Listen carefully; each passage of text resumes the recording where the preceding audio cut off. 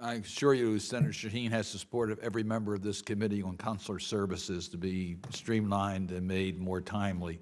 It would make our life a lot easier, I assure you of that. Senator Barrasso? Thanks, Mr. Chairman. For either of you who want to address this, I have with me today the principal and a number of teachers who are here from the Southside Elementary School, Powell, Wyoming. They're a blue ribbon school, one of only 2 in the state of Wyoming, and they're here for the national celebration of their achievements, and this has to do with AI, TikTok. So whoever wants to answer, because reports do indicate that that TikTok is harvesting vast amounts of data from millions of users in the United States, many of whom are students.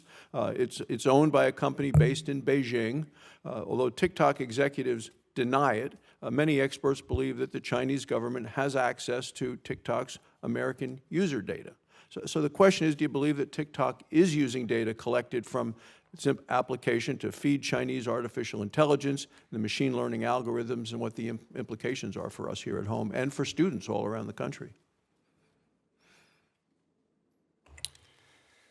Thanks, Senator. A couple of points on that. I would point out, of course, that the administration has enacted a ban on the installation of TikTok on federal devices, which should speak to, I think, our perspective on the risk involved.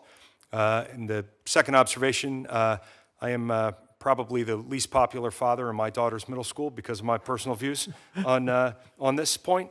And my request to you would be that that we try to speak with one voice as a country, that we adopt a position via a democratic process that acknowledges what you have said.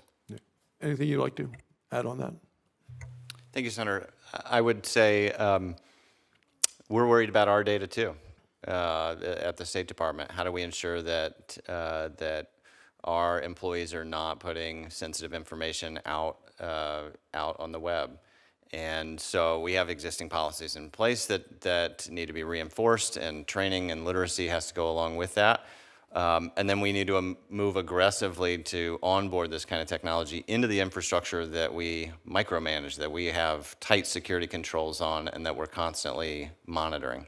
Thank you. Mr. Fick, China continues to infiltrate top U.S. companies, laboratories, universities, to, I believe, steal valuable American intellectual property. The impact on the economy is massive. The Chinese Communist Party clearly attempting to surpass America in terms of our economic strength, military strength, international influence. So a senior FBI official had said earlier this year, nation-state adversaries, particularly China, pose a significant threat to American companies and national security by stealing our AI technology and data to advance their own AI programs and enable foreign influence campaigns.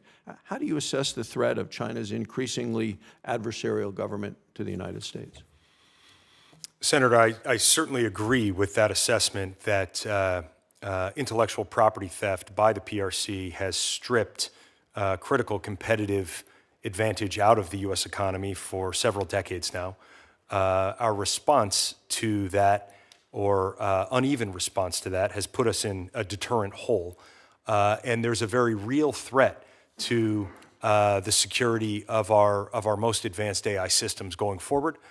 It's why one of the pillars in the voluntary commitments is the security pillar, which is standards around cybersecurity testing, disclosure of testing results for our most advanced frontier models, and a very real shared focus by the government and these companies on safeguarding that aspect of our innovative advantage.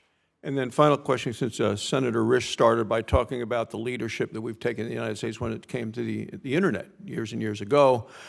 We led in this sector because we chose to take a kind of a light-handed regulatory approach. A number of us in the Senate have met with, we've had discussions on AI. We had Elon Musk, Mark Zuckerberg, a number of the leaders in the technology there. Do you believe that a light-handed regulatory structure, or a heavy-handed structure, if you will, is best for promoting American leadership and innovation in artificial intelligence and the machine learning technology?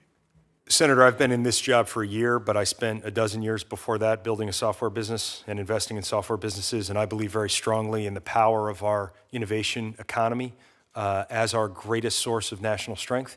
I said in my opening statement that many traditional measures of strength, like GDP and military capacity, are increasingly downstream of our ability to innovate in these technologies.